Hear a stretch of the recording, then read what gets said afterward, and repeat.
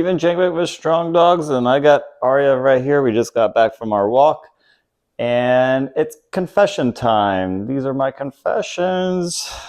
What is that, Usher? No, I think I made a video about this a couple of years ago. I broke my one cardinal rule. Yesterday, for sure, maybe even the past 2 days, but yesterday was the first time I became aware of this, which is I compared Aria to other dogs. And that is the worst thing you could do, is compare your dog to other dogs. Tell you why. I just keep seeing, I got sucked down into the Instagram Reels roll, rabbit hole, whatever. And it's awesome. Amazing dogs. Saw some amazing trainers doing some amazing shit with their dogs. And yeah, I started comparing. I'm like, why isn't Aria further along with particularly her luring? I feel like she should have been off of luring, or more off of luring by now. Kind of just do it and boom. But it's still, a few things were very much still luring. And then there was other tricks. I forget the chick's name, but some of the shit she was doing with her Malinois, like having the dog jump up on her hands and shit. And I think she's like some Frisbee expert. So forget the name, apologize, but dope as fuck, cool as shit. Obviously she's got skills as a trainer and a handler, so hats off to her.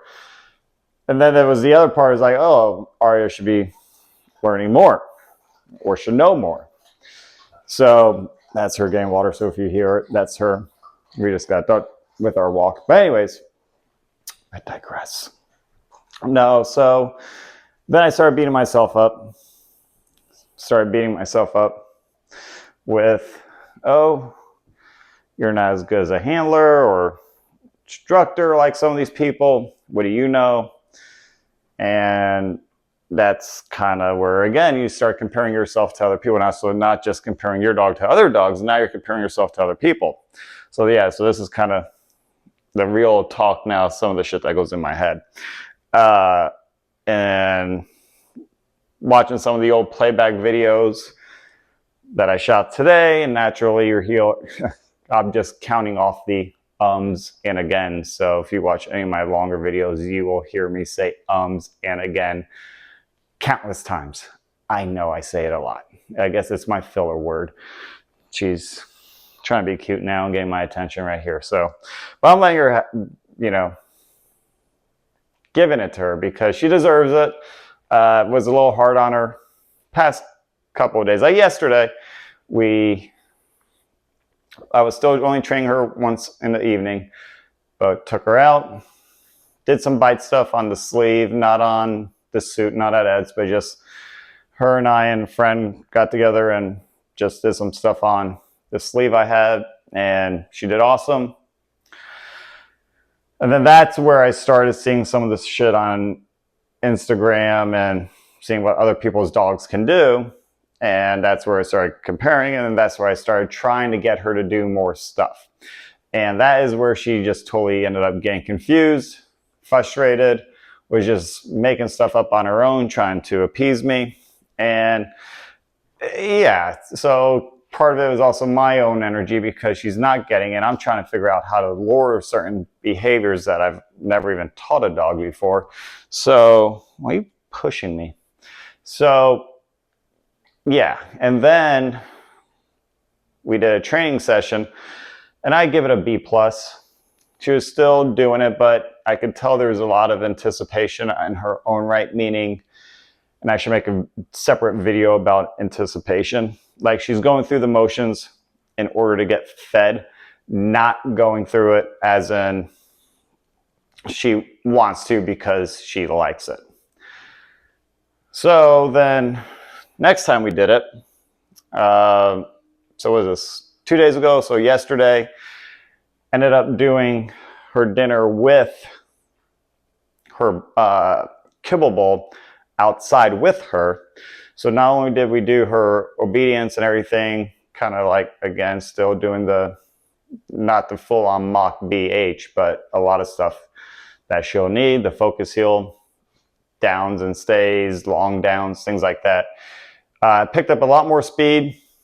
And I think that extra, she's never seen the extra motivation as in her kibble in the bowl outside with her. That's always been an in-house thing.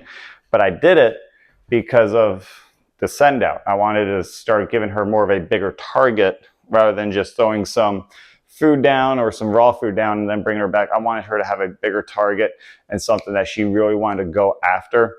And that got a little more pimp in her step.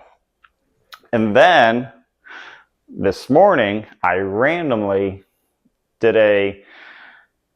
to be at least 6 minutes, because again, I hear when I do the training, I put my headphones in so I can kind of hear a song or two, and that usually wraps it up. That's my kind of my barometer of how long we've been training. There's about a song and a half, 2 songs tops.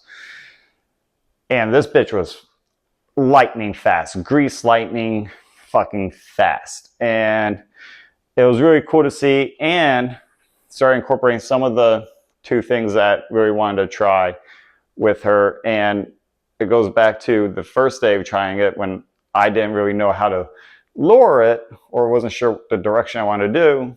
I could tell it was a lot smoother by having actually done it. So it goes back to your skill as a handler. If you've never lured or shaped a behavior before with a dog, it's going to take a learning curve for you to do that. It's not just a dog with a learning curve to understand a behavior. Your ass needs to understand it and how to get your dog to actually perform it. So, and again, it's kind of like, there's another again. I step back at everything. So, had to step back. I'm like, okay, some of these dogs that I've been seeing, I don't know their ages, really don't care. I've been training Aria for more for IGP, not catching frisbees and doing flips. Although it's cool, but it's kind of like pick your direction of what you want your dog to do. So I think early on, you really have to understand what your goal is with your dog and then start training towards that. Because just like people, you can't be great at 9 different things, maybe 1 or 2, and then just, narrow it down. And then over time, maybe your interest or objectives change. So for right now, I should stick to IGP, which is her protection, her tracking, her obedience. Maybe I'll sprinkle in some of the trick dog stuff, but for right now it was that. But then I also had to take a step back again. She's only 9 months now. She hasn't even had her first heat yet. So again, maturity-wise, she's still not there. So again, to compare again and again, to compare her to another dog is totally unfair. And then that's when you can start getting a negative emotion connotation to what you've been doing. And it just frustrates you and can set you back.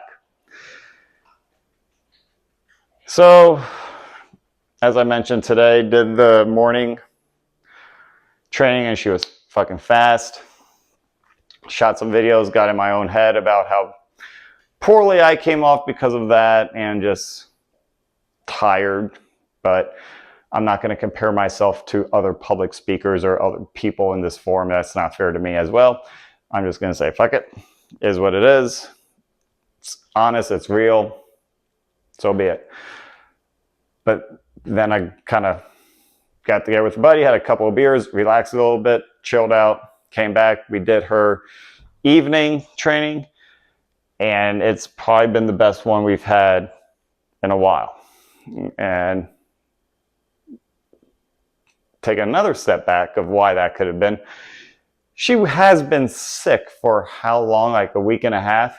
So we didn't even train. So again, to knock some of the rust off took a little bit of time. So there is that curve as well. So having a little bit more grace with your dog and just making sure your dog is having fun and just wants to do it because you guys are a team, family, that should be the most important. Not because they can look at you while they walk. Not because, they can swerve between your legs or some other shit. That stuff is meaningless. As I always say, focus on the bond, the skills will come, because when you have a dog that actually likes to perform stuff with you and be with you, you're going to have a much easier time and a much better time and a much more fun time doing it, rather than just putting your dog through the motion like you're pulling teeth. Okay, so yeah, that was it the past couple of days. Like I said, it was more of a confession. Just got hard on her, hard on myself. That happens. We are human here. Her and I are both human, so stuff happens. But my note to you would be, don't be hard on your dog. Don't be hard on yourself. Just have patience and usual cliche stuff. Be patient, keep grinding it out.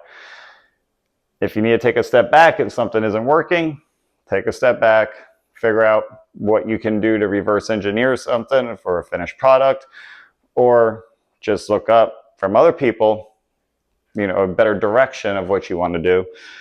And yeah, have a goal and then just chip your way and work it towards it. Okay.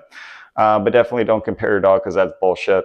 And that's not going to be good for you or your dog. So as we always say, you got the dog you got. I don't know, I think that was probably Robert Cabral who always says that, but it's just facts. That's just, not giving up your dog for another dog just because they can't do something. So get that thought out of your head. Yeah, rambled on enough. Don't compare your dog. Doesn't work out. Just keep building that bond. Build a strong dog. There you go. I ended on that one. All right, guys. Have a good night. Talk to you next time. Peace.